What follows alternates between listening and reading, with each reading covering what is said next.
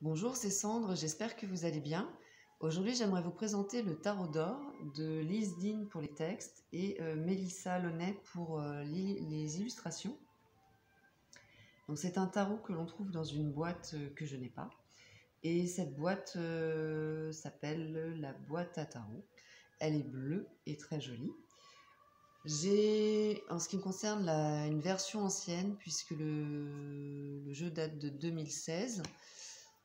Le livret est violet.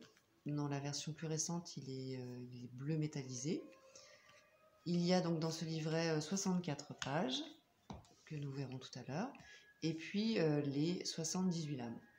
Donc c'est un tarot particulier puisqu'il nous propose un mélange de symbolisme et de structure du Visconti Sforza et du Rider-Waite.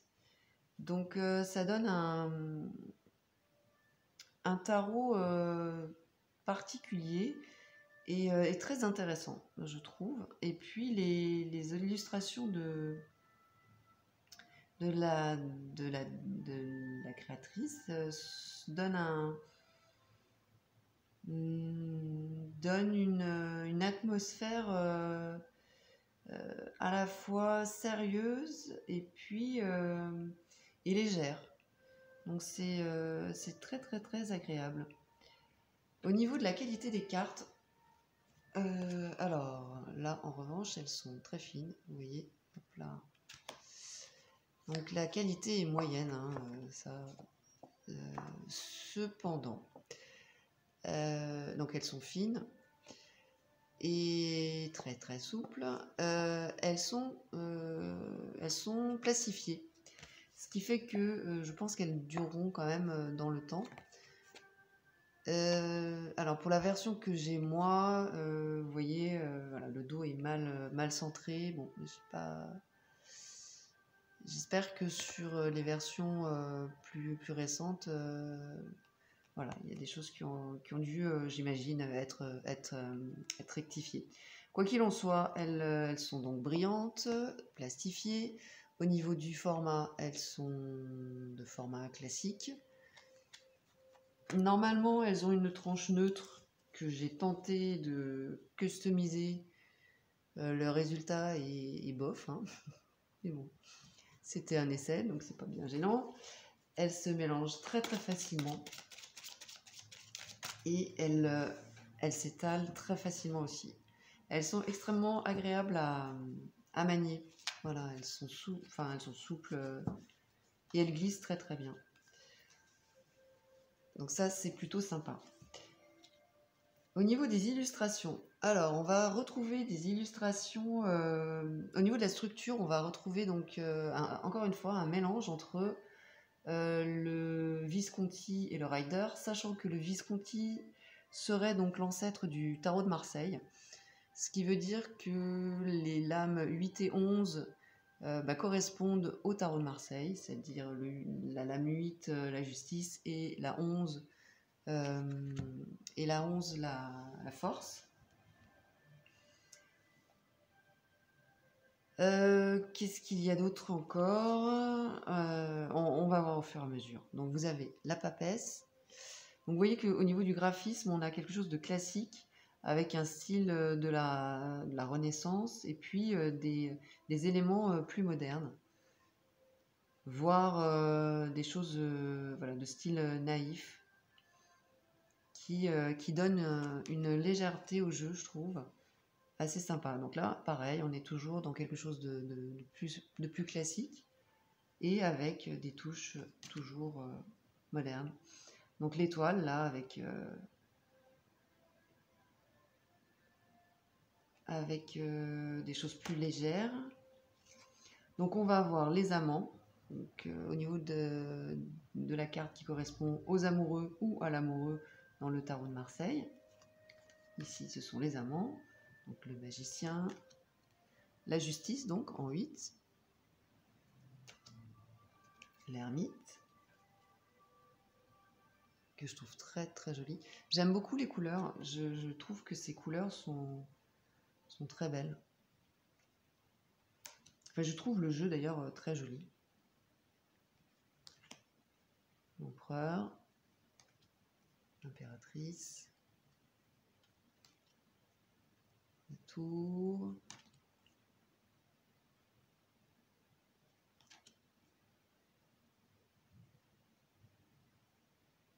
Donc on va avoir des paysages en fait, beaucoup de paysages dans ces cartes. Donc là on a la mort qui est donc nommée, et comme dans le Rider-Waite, et ici donc elle est représentée par une femme.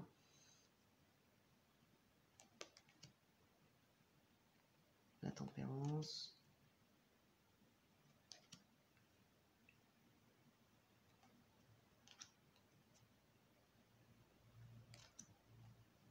Et puis la force. Donc voilà. Donc le dos toujours aussi joli. Hein. Au niveau des arcanes mineurs, on va avoir donc un mélange de tarot de Marseille, et puis alors on n'a pas des scènes comme dans le Rider-Waite, on va avoir toujours des paysages, ou voilà, de la verdure, des prairies, mais pas de personnages, aucun personnage, sauf évidemment les personnages de cour, avec toujours le même style. C'est vraiment, moi j'aime vraiment beaucoup ce style.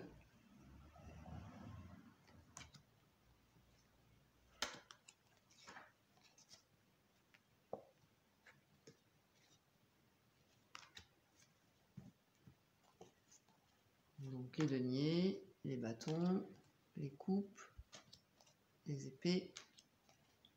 Voilà, donc le principe est toujours le même.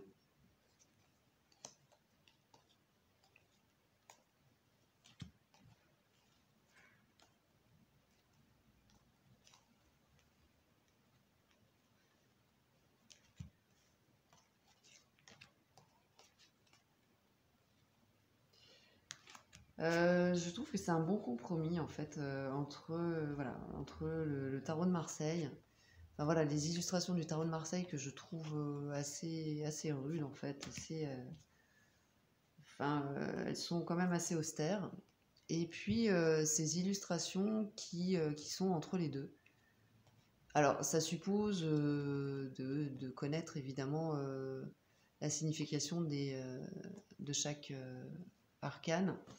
Parce que là, pour utiliser l'intuitif, ça va être un peu plus compliqué, évidemment, mais bon.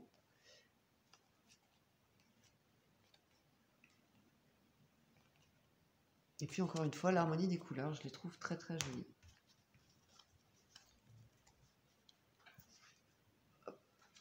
Alors, au niveau du livret, on a ce joli livret. À l'intérieur, on va trouver donc le sommaire. On va trouver donc une introduction avec une explication sur la naissance du tarot, et du tarot en général en fait, dans l'histoire, et puis la naissance du tarot d'or, avec des points sur les cartes, voilà, sur les différences de cartes, l'utilisation du tarot, à quoi il sert en tout cas, donc, et ensuite sur la lecture, voilà, comment lire les cartes avec une proposition, plusieurs propositions de tirage. Sachant que là, on va voir aussi comment se familiariser donc avec le tarot. Au niveau des tirages, on a le tirage à 3 lames, donc passé, présent, futur. On a le questions et réponses, on a le tirage de la semaine, le tirage de l'étoile d'or à 5 cartes avec le signifiant au milieu, la croix celtique.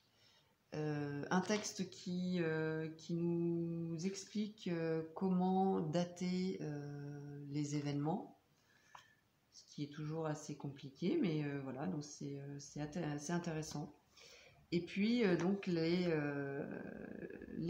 arcanes majeurs et mineurs, avec donc l'explication de la carte, les mots-clés, et ce que je trouve extrêmement intéressant, la concordance avec les planètes ou les signes qui sont associés à chaque carte. Et ça, c'est très très chouette. Donc j'ai appris beaucoup de choses. Donc voilà, donc, on a Saturne pour le monde, Pluton pour le jugement, Capricorne le diable, Sagittaire la tempérance, Scorpion la mort, etc., etc. Le lion pour la force. Donc il y a cette concordance qui est rappelée, et puis la signification de la carte endroit et envers. Et un détail que l'on trouve dans l'illustration de la carte. On va avoir la même chose pour les arcanes mineurs, avec toujours un mot-clé, et puis voilà, signification endroit et signification envers. Voilà pour le livret. Alors oui, par exemple, très très important, le 6 de bâton. Donc au niveau de la signification des arcanes, on va bien avoir la signification dans ce livret qui correspond au Rider-Waite. Exemple, donc le 6 de bâton, le triomphe, la récompense, voilà, tout ce qui est favorable. Ça correspond vraiment au Rider-Waite, puisque le 6 de bâton, dans le tarot de Marseille, on est plus, on est dans la restriction, dans le retard, dans les compromis. Donc on est à l'opposé en fait de la signification de cette carte. Donc c'est important voilà, d'être bien clair avec la structure de ce tarot qui nous propose quelque chose d'original. Voilà, bon, pour résumer, je trouve ce tarot très joli, très agréable, qui permet de se familiariser assez facilement avec la signification du Rider-Waite, qui permet aussi, pourquoi pas, une approche en tout cas, du tarot de Marseille dans ses illustrations. Il est beaucoup plus abordable, je trouve. En tout cas, c'est un tarot qui a le mérite d'être original et très joli aussi. Donc je suis très très heureuse d'avoir ce tarot. Et bien écoutez, n'hésitez pas à me donner vos avis en commentaire sur ce jeu.